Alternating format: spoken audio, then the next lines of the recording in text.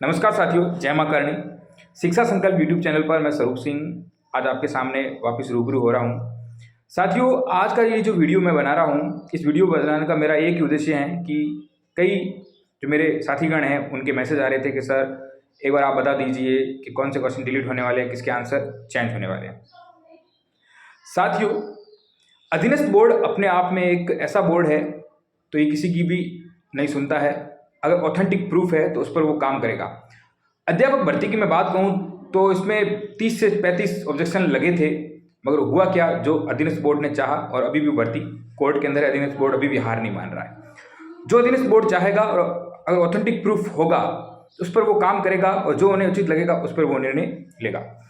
अब कौन कौन से क्वेश्चन डिलीट होने वाले हैं और कौन कौन से उत्तर चेंज होने वाले हैं, मैं उन पर मेरे विचारों से मैं बात रख लेता हूं, क्योंकि तमाम बड़े बड़े कोचिंग सेंटर वो भी अभी सही ढंग से जवाब नहीं दे पा रहे हैं। 2-2, 3-3 मिनट की वीडियो बनाकर बीच में से जा रहे हैं। अभी कोई भी परफेक्ट ऐसा कोचिंग सेंटर वाला सामने नहीं आया है कि ये क्वेश्चन 100% डिलीट होगा। कुछ कोचिंग सेंटर हो सकते हैं, बाकी मैं हर किसी की बात नहीं कर रहा हूँ, मगर लगभग सब ने परफेक्ट तरीके से नहीं बताया है कि ये क्वेश्चन डिलीट होगा, ये क्या होगा। सब अपने अपने ऑब्जेक्शंस दे दिए। अब वो सब बात खत्म हो गई है।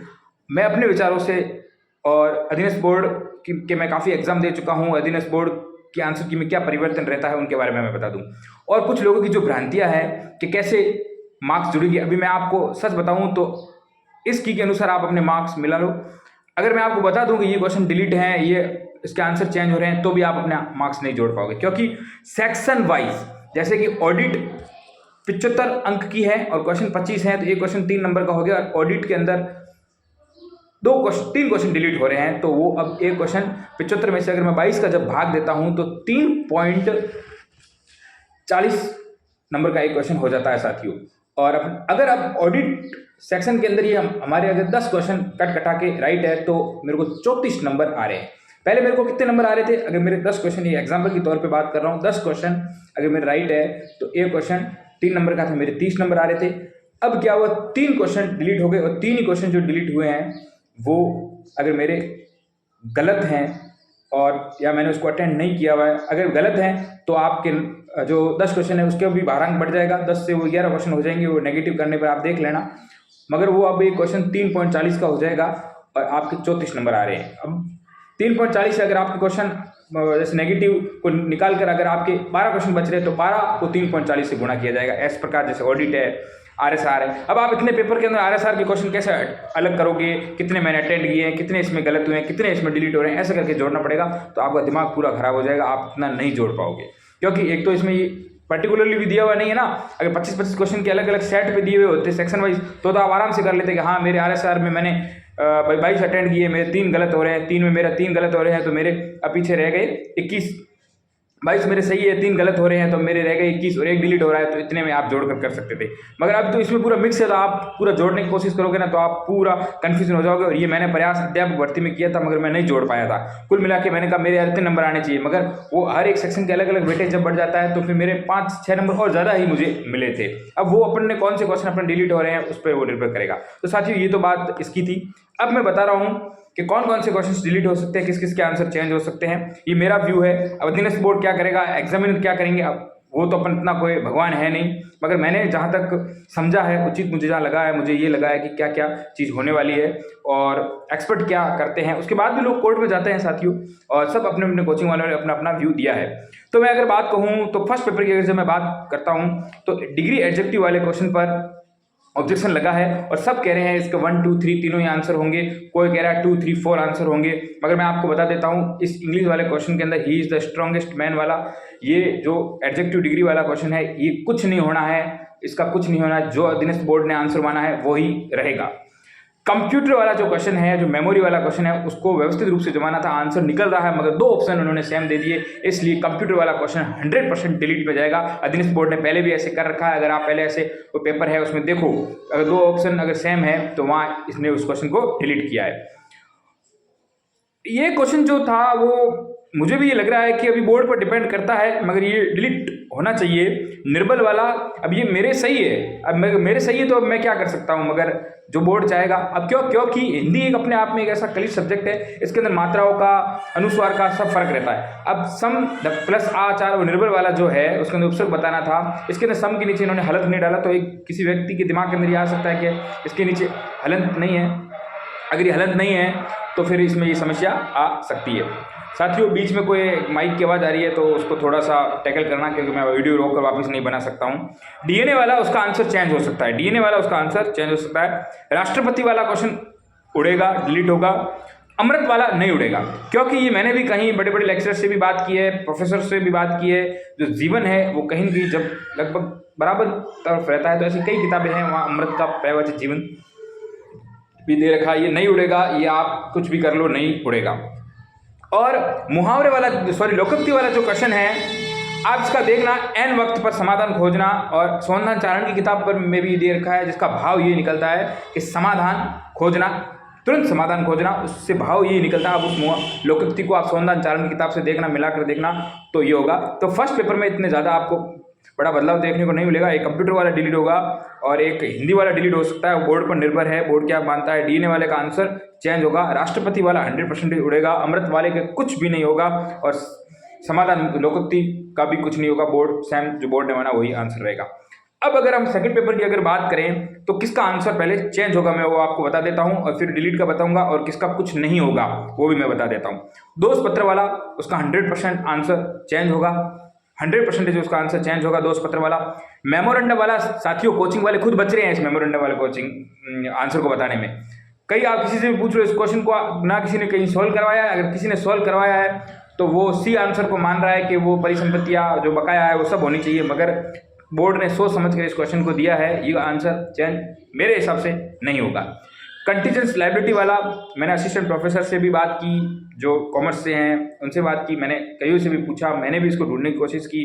कंटीजेंट लायबिलिटी वाला इसका आंसर बीमा दावा ही रहेगा, ये आंसर चेंज नहीं होगा, बोर्ड इस पर सटीक रहेगा। लोग फाइनल गुड का बता रहे हैं, फाइनल गुड वाला क्वेश्चन जो कक्षा 12वीं की किताब में दे रखा है उसका भावार्थ उस प्रकार से नहीं है। फाइनल गुड वाला आंसर बोर्ड का सही है, चेंज नहीं होगा। रेपो रेट वाला, बैंक रेट वाला, वो आंसर बोर्ड चेंज नहीं करेगा, वही उसका आंसर रहेगा। केस प्रकरण वाला हमने मनोविज्ञान के अंदर भी पढ़ा है, और मैंने ऑथेंटिक बुक के अंदर भी केस प्रकरण का देखा है। लास्ट में केस प्रकरण में ड्राफ्टिंग होती है, निरूपण उसका किया जाता है, तो केस प्रकरण वाला मेरा खुद का गलत है, केस प्रकरण वाला चेंज नहीं होगा। महालनोबिस वाले का जो एप्रोप्रिएट जो आंसर निकल कर सामने आ रहा है वो महालनोबिस ही है, पीसी महालनोबिस, पंडित जवाहरलाल नेहरू, वो क्वेश्चन चेंज नहीं होगा, आप ये नोट कर ले।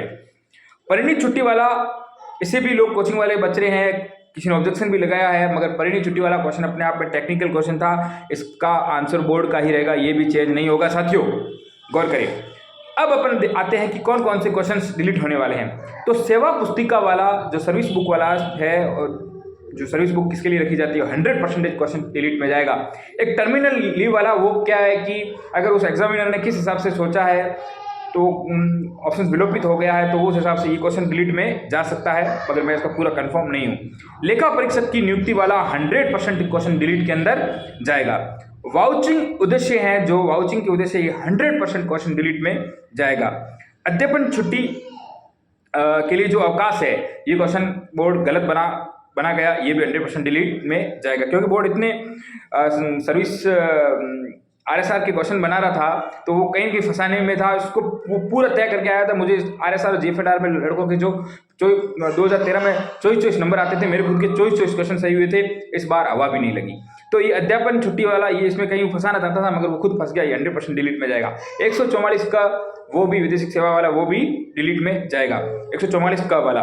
और रही बात पूंजी संरचना वाला, पूंजी संरचना वाले का आंसर चेंज नहीं होगा, इसका ये डिलीट में जाएगा, पूंजी संरचना वाला डिलीट में जाएगा। तो मेरे हिसाब से कुल 6 क्वेश्चन डिलीट हो सकते हैं, 6 क्वेश्चन आपको डिलीट देखने को मिल सकते हैं। और दोष पत्र वाला जो क्वेश्चन है उसका आंसर चेंज हो सकता है, बाकी आंसर चेंज नहीं हो सकते हैं। और साथियों अब मुझे ये हंसी आ रही है कि लोग, मैं टेलीग्राम के अंदर भी ऐसे ग्रुप बने हुए हैं, उसमें इतनी कट ऑफ बताई जा रही है।